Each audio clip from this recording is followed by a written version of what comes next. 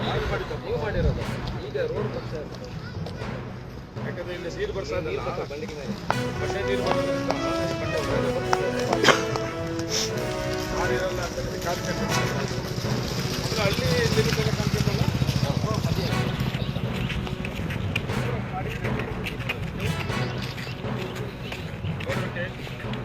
track ಬರ್ಬೋದು quality ಇಲ್ಲ ಕಣ್ಣಿಗೆ ಬರೋಲ್ಲ ಇದರಲ್ಲಿ ನೋಡ್ಕೊಬೇಕಪ್ಪ ನೀವೆಲ್ಲ